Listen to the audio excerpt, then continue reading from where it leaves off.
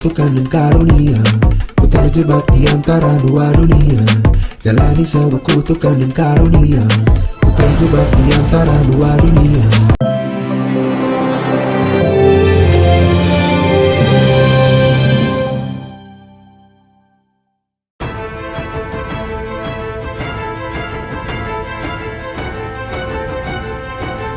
Kabar bahagia datang dari putra mendiang almarhum Murabi Kiai Haji Arifin Ilham Alvin Faiz yang baru saja dikaruniai anak dari pernikahannya dengan Henny Rahman.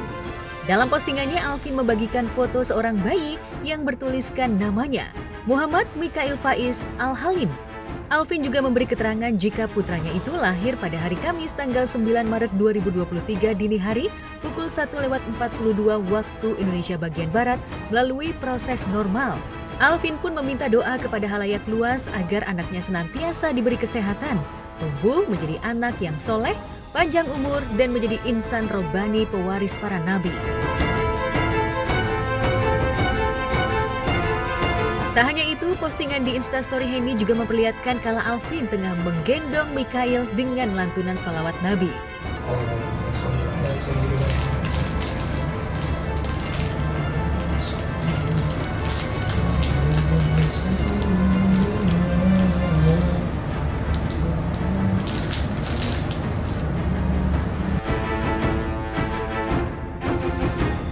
Tak hanya Alvin dan Henny saja yang bahagia. Yusuf, putra Alvin dari pernikahannya dengan Larissa Chow, tampak ingin melihat Mikail. Dan Zian, putra Henny dengan Zikri Daulay, tampak bersemangat ketika melihat dan menyentuh baby Mikail, seraya ingin membangunkan adik kecilnya itu yang tengah tertidur pulas. Ade bayi, Jena, ade bayi. Tadi gimana coba? Bangun, udah siang bangun, bilang Zen, udah siang bangun gitu. Udah siang bangun, udah siang.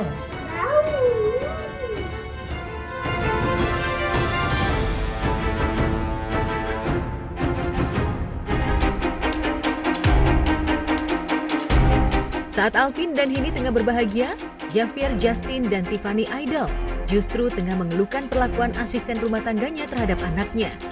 Perilaku yang kurang pantas dilakukan oleh seorang asisten terhadap anaknya itu terungkap kala Javier melihat rekaman CCTV.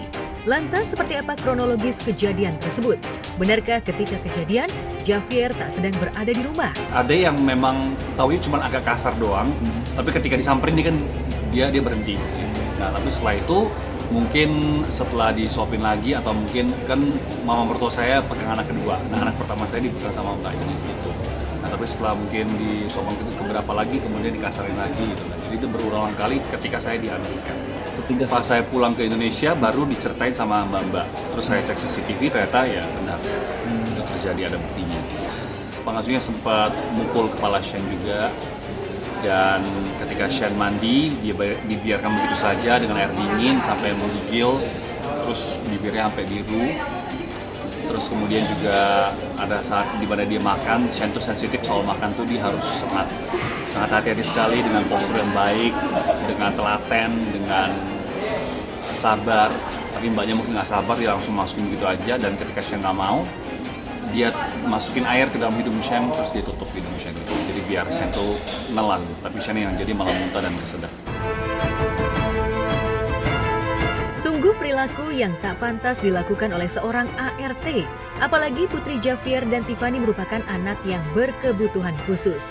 Dan pola asuhnya pun cukup spesial.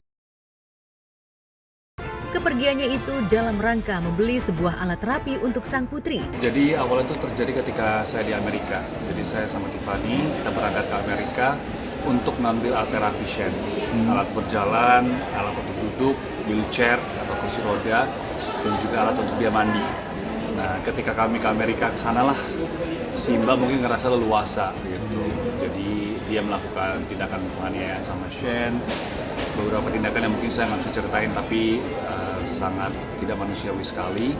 Padahal ada CCTV, ada mertua juga di sana, ada ipar, ada mama saya juga. Tapi si Mbak ini berani. Dari kasus ini, benarkah asisten tersebut telah Javier pecat? Meski mengetahui ini merupakan tindak pidana, Benarkah Javier dan Tiffany memilih untuk memecat sang asisten ketimbang memenjarakannya? Lantas benarkah perlakuan kasar sang asisten tersebut bukan kali ini saja, bahkan sering dilakukan? Langsung gitu. Jadi langsung kita keluarkan hari itu juga. Jadi langsung ya emosi pasti ya, emosi terus merasa nggak percaya, merasa kok bisa, kok berani, kok tega mengkhianati kepercayaan yang kita berikan seperti itu. Jadi kalau piring pecah atau mungkin HP jatuh hilang itu kita nggak pernah masalah, kita nggak pernah marahin mbaknya. Tapi kalau anak please dirawat dengan hati-hati karena ini amanah kan, harus dirawat dengan sepenuh hati. Emosi sudah pasti, mau melaporkan, mau penjarain sudah pasti. Tapi saya memilih untuk saya mau ampunin gitu. Dan saya fokusnya ke Shen dulu. Nah, alasan Opa sendiri tidak melaporkan mbaknya kenapa? Karena saya kasihan, Mas. Pertama karena saya kasihan, terus kedua saya tahu bahwa apapun yang saya lakukan tidak akan mengembalikan waktu, jadi percuma. Yang penting anak saya sudah aman, anak saya perhatikan, saya check up ke dokter semuanya. Percuma juga ngelaporin mbaknya karena kasihan juga mbaknya baru umur 17 tahun, bayangkan kalau di penjara bisa berapa tahun. Ya saya merasa bahwa udahlah saya memilih untuk mengampuni seluruhnya tanpa embel-embel. Saya nggak mengampuni tapi lapor tetap gitu, karena kalau saya mengampuni tapi saya lapor, saya pasti ada perasaan gue pengen lu di penjara, ayo di penjara berapa lama gitu. Jadi saya nggak mau berkumpul dengan itu, saya putuskan untuk saya ngampuni sepenuhnya karena Channel juga udah ngampunin mbaknya. Channel juga udah happy, udah seneng, udah sehat, puji Tuhan, jadi udah saya lepaskan pengampunan.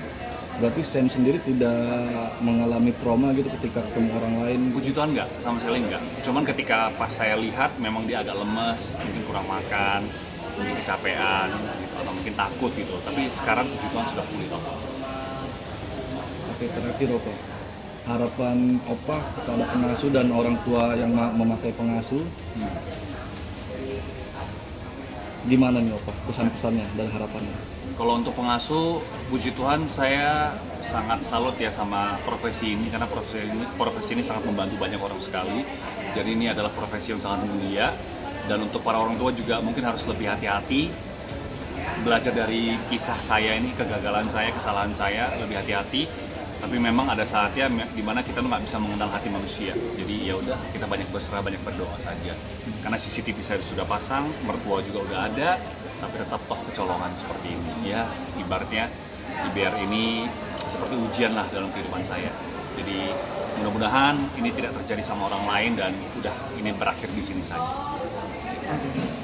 Terima kasih Pak. Terima kasih banyak ya Mas. Thank you.